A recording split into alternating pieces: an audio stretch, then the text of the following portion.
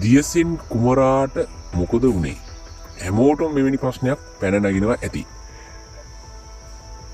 ඔබට සිතෙන්න පුළුවන් වර්තමාන ආණ්ඩුව එහෙම නැත්නම් මේ පවතින දේශපාලන ක්‍රමය තුලින් පවතිනා වූ පැවතෙනා වූ එන්නා වූ යම් පුද්ගලයෙක් දියසෙන් වේ ගියා.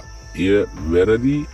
ඒ වගේම යම් ආකාරයකට දියසෙන් තාම ජනතාවගේ කැමැත්තෙන් රාජ්‍යත්වයට පත් වෙලා නැහැ. ප්‍රධානම කාරණාව ජනතාව තුල තිබෙනා වූ අකුසල චේතනාවල් අකුසල ක්‍රියාදාමයන් නිසා ඔවුන්ට ඔහුගේ ගැලවුම් කරු දැක ගැනීමටවත් අවශ්‍ය වටපිටාව සැකසීලා නැත. ඒ කෙසේ වුවත් ඔබ ගුණදම් වඩන්න, ඔබ ධර්මානුකූල ජීවත් වෙන්න, ඒ වගේම ධර්මානුකූල ජීවත් වෙමින් ගුණදම් වඩාගෙන ආපු පිරිසද මේ වෙනකොට පිරිහි ඇත. තව තවත් පිරිහීමට ලක් වෙනවා මිසක නැගී සිටීමක් ඔබ තුල නැත. ඒ නිසා ඔබට දියසෙන්ව දැක ගැනීමටවත් නොහැකි තත්වයක් උදා වී තිබෙනවා. ඔහු ඔබව අතහැර ගොස් නැත. නමුත් ඔබ ඔහු අතහැර ඇත.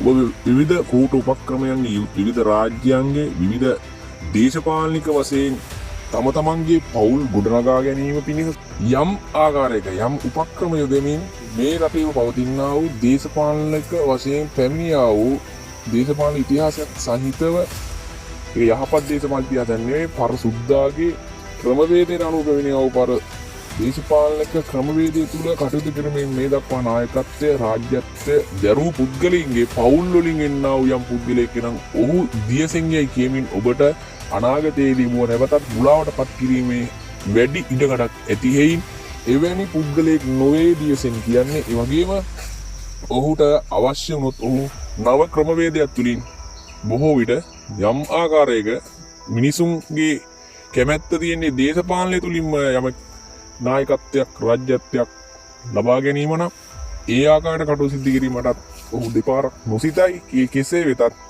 සියල්ල සිදුවීමට ලෝකේ ස්වභාවය විසින් විවිධ කටයුතු කාරණා සිද්ධ වෙමින් පවතිනවා. ඒ කිසිම කෙනෙකුට මේ නතර කිරීමට නොහැකි කාරණා. මොකද ඔබ ඔබේ නිර්මාතෘ මේ ස්වභාවය